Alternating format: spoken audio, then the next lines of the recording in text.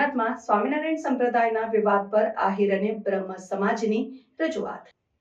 ગીર સોમનાથમાં સ્વામિનારાયણ સંપ્રદાયના સાધુઓ દ્વારા સનાતન ધર્મના દેવી દેવતાઓ અંગે કરાયેલા વફાટના મામલે વિવાદ ઉભો થયો છે અને આહિર અને બ્રહ્મ સમાજના આગેવાનોએ કલેક્ટરને આવેદનપત્ર આપીને આ મુદ્દે તાત્કાલિક પગલાં લેવાની માંગ કરી છે। આ વિવાદિત નિવેદનોને કારણે સ્થાનિક સમાજમાં રોષ ફેલાયો છે। આહિર અને બ્રહ્મ સમાજના આગેવાનોએ સ્વામિનારાયણ સંપ્રદાયના વિવાદિત પુસ્તકો પર પ્રતિબંધ લગાવવાની માંગ કરી છે અને આ પુસ્તકોમાં સનાતન ધર્મના દેવી દેવતાઓ અંગે કરાયેલા નિવેદનોને કારણે ધાર્મિક ભાવનાઓને ઠેસ પહોંચી છે। આ મુદ્દે સમાજના આગેવાનોએ તાત્કાલિક પગલાં લેવાની રજૂઆત કરી છે। આ વિવાદને કારણે સ્થાનિક સમાજમાં તણાવનું વાતાવરણ સર્જાયું છે અને આહિર અને બ્રહ્મ સમાજના આગેવાનોએ ધર્મના નામે બફાટ કરનારા સાધુઓ વિરુદ્ધ કડક કાર્યવાહી કરવાની માંગ કરી છે। આ મુદ્દે સ્થાનિક પ્રશાસન દ્વારા તપાસ શરૂ કરવામાં આવી છે।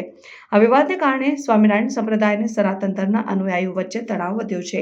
આહિર અને બ્રહ્મ સમાજના આગેવાનોએ આ મુદ્દે શાંતિ જાળવવા માટે તાત્કાલિક પગલાં લેવાની માંગ કરી છે જેથી સમાજમાં શાંતિ અને એકતા જળવાઈ રહે।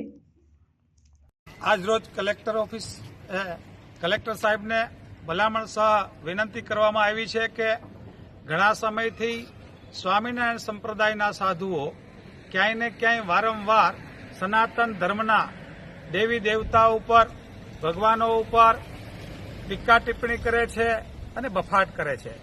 એમાં ખાસ કરીને જોઈએ તો એમના પુસ્તકોમાં જે રીતે વર્ણવ્યું છે કે સનાતન ધર્મ સૌથી જૂનો ભગવાન શિવથી શરૂ થયું એમને બદલે એ એમનાથી પણ પહેલા હોય એમ એવી વાત કરે ક્યારેક કે અમારા ફલાણા સાધુ ગંગા નદીમાં ગયા, ગંગામાં પગ બોળ્યો એટલે ગંગા પવિત્ર થઈ।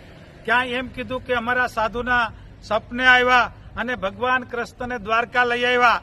આવી રીતે રામ, કૃષ્ણ, શિવ યા તો હનુમાન યા તો જેટલા પણ સનાતન ધર્મના દેવી દેવતાઓ છે એમના માટે એથી ખૂબ આગળ હોય અને એથી મોટા ભગવાન હોય એવો બફાટ કરી રહ્યા છે।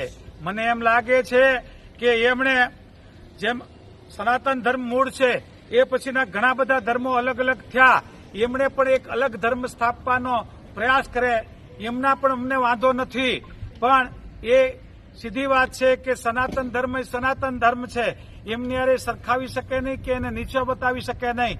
એમની વાત જે કરવી કરે, પણ હવે પછી ક્યાંય પણ એ સનાતન ધર્મ વિશે ટીકા કરશે તો સોમનાથની ભૂમિમાંથી મોટું આંદોલન થશે। એમનો પડકાર સૌથી પહેલા આહિર સેનાવતી, આહિર સમાજ અને એમની સાથે બ્રહ્મદેવો, સાધુ સંતો અને સર્વ ધર્મના લોકોએ એમને સપોર્ટ કર્યો, સહકાર આપ્યો છે અને અમે અહીંથી કહેવા માંગીએ કે એમના બધા જ વિવાદિત પુસ્તકો છે એની ઉપર પ્રતિબંધિત થવું જોઈએ અને એમણે હવે પછીથી સનાતન ધર્મના કોઈ પણ દેવી દેવતાઓ ભગવાનો ઉપર બફાટ ના કરે એવી વિનંતી કરીએ છીએ, નહીં તો મોટું જન આંદોલન કરવાની ફરજ આ ભૂમિ ઉપરથી પડશે એવો ગીર સોમનાથના સનાતન ધર્મ પ્રેમીઓની લાગણી અને માગણી છે ને એમના વતી આજે એટલા જ પ્રતિનિધિત્વ આવ્યા, પણ જરૂર પડશે તો તમામ લોકો આવશે એવી જાહેર ચેતવણી આપું છું। જય શ્રી કૃષ્ણ, જય સોમનાથ, જય શ્રી રામ।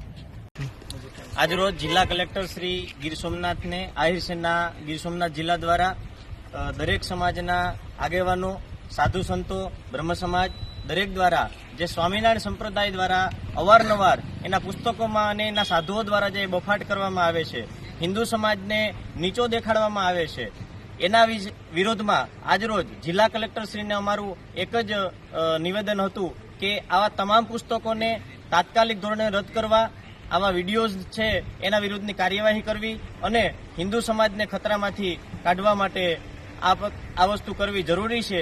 એટલે આજરોજ આહિર સેના ગીર સોમનાથ જિલ્લા દ્વારા અને સર્વે હિન્દુ સમાજ દ્વારા કલેક્ટર સાહેબને આવેદનપત્ર આપવામાં આવ્યું।